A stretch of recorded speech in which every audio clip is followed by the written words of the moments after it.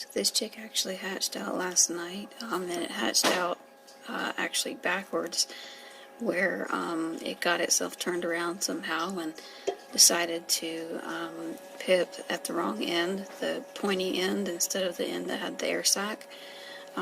This, in this case, is not a result of anything with poor incubation or setting in properly. It just got itself turned around somehow. And actually, most of the time, when they do come out backwards, it's not often, but when they do pip at the wrong end, most of the time, they come out just fine on their own.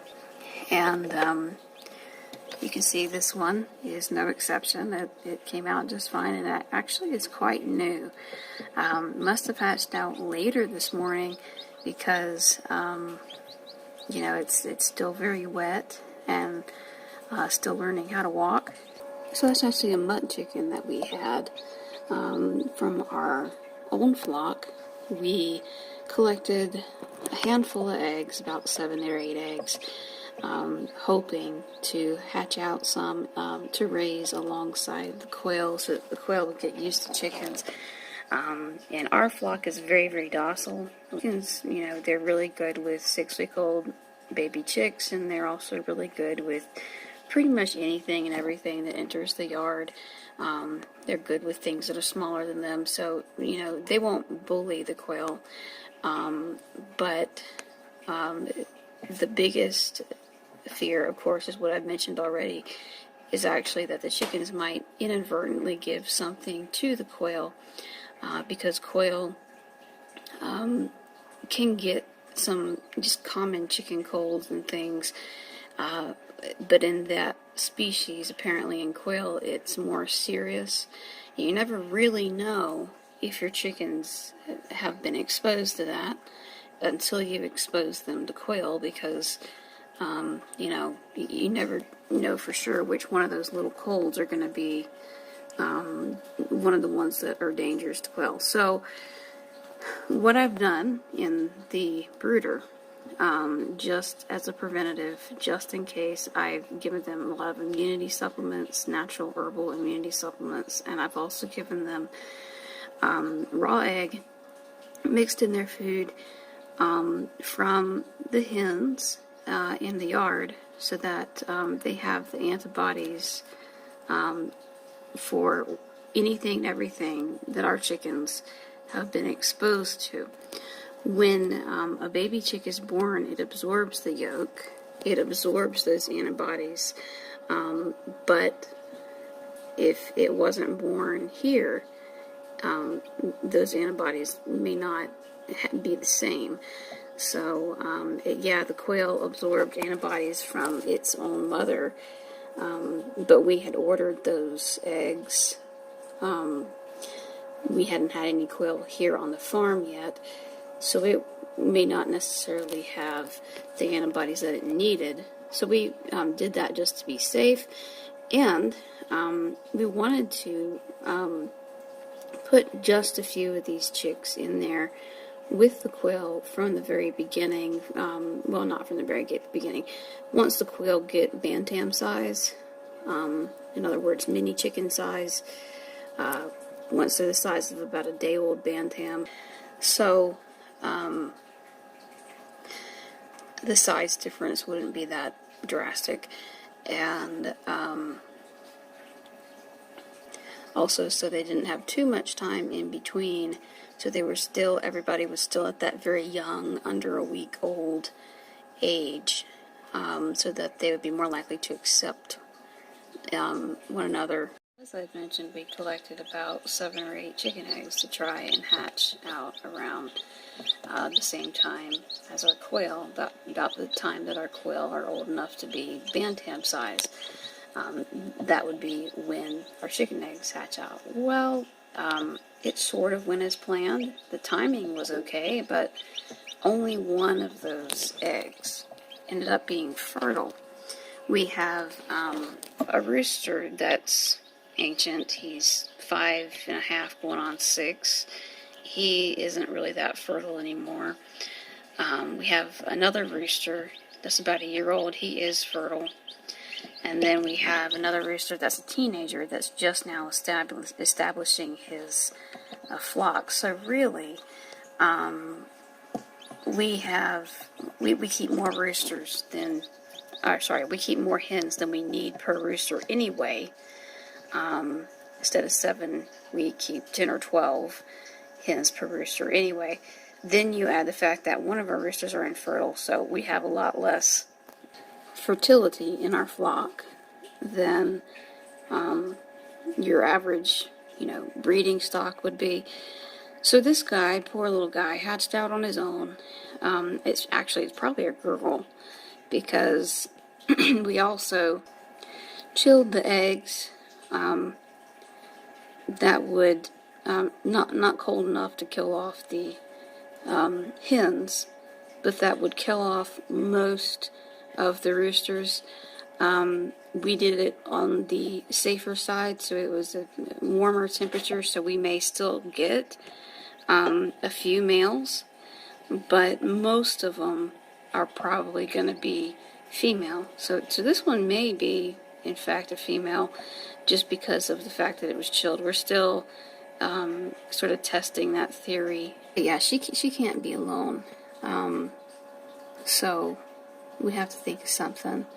She hatched out as the only chicken, and so really it's best for her that she's not alone. They did go through a lot of stress being alone. They need something. They need a companion of some sort. They can actually die of the stress of being alone. That's just too big of an instinct. They're flock animals, and just like herd animals, flock animals they just have that instinct. And I've actually had to put a little stuffed animal in before when somebody hatches out early and they're all alone. They may hatch out 3 days before the other chicks, or other chick hatches out real late, and they're waiting on that other chick to hatch out. I have to do that because otherwise they would be just really stressed. So they need something, and eventually they're going to need more than a little stuffed animal, because they're going to figure out that a stuffed animal eventually doesn't move and isn't alive. So this is actually the best for her, that she has some company. So we're hoping that the quail will accept her. I'm here to observe, make sure that,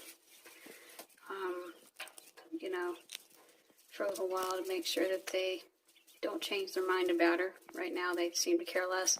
Now they're about the size of a bantam chicken. The quail are about, 3.5 days old. So really there's not much size difference between the day-old chicken and the 3.5 day old quail. And because quail are only about a third or a fourth the size of a chicken, even though they grow faster than the chicken, I wouldn't expect that in 6 weeks that they would be that much vastly different, because the chicken is a bigger animal, but it grows slower, and they're a smaller animal, but they grow faster, so it may actually be, size-wise, a very good fit. Unfortunately, the quail that had hatched out by itself but was very, very weak, that quail did not make it. It died 24 hours, about 24 to 36 hours after it had hatched out. But the 2 quail that I helped out of the shell, they were always stronger from day one than that one. Even though they needed help out, they were still stronger chicks, and they are still doing good. So it is worth it when it makes sense, when it's plausible to try and help a chick out that may be stuck, if it's a strong chick especially. But again, if you do that the wrong way, like I was talking about in the other video, that will result in certain death of the chick. It's a very, very wrong way to do it, and there's a very, very right way to do it. And you can't play around with it. So really research it. or you're going to kill your chick trying to help it. So very important you know exactly how to do that. It is actually quite a meticulous process. I heard of several different scenarios where people actually had great success with free-ranging quail alongside other species such as chickens or ducks or pheasants or something like that. I think it has a lot to do with two things, with the setup and most definitely big thing with just the personality of everything in your flock. There are just night and day differences between different personalities even in chickens, and especially certain breeds are prone to aggression and other breeds are prone to just the opposite and are basically doormats.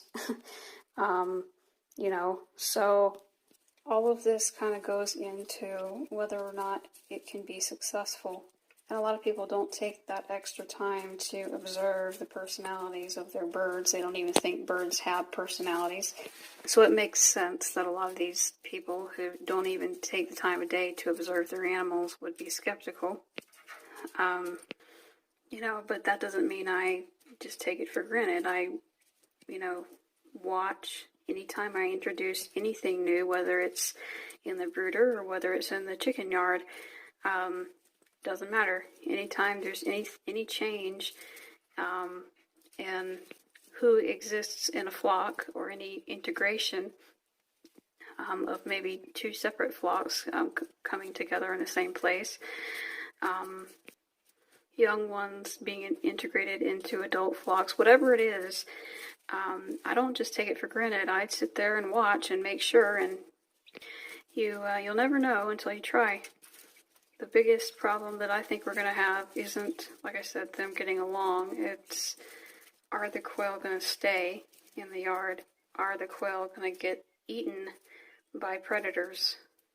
Am I going to be able to train them to come back home at night, into the coop at night, like people have told me is possible? I watched for about an hour and a half or so, and they seem to really accept her. Anytime that they get just remotely further away from her and the brooder, she wants to go follow them. So they really seem as if they enjoy one another's company. So at this point, I'm pretty confident that they're getting along.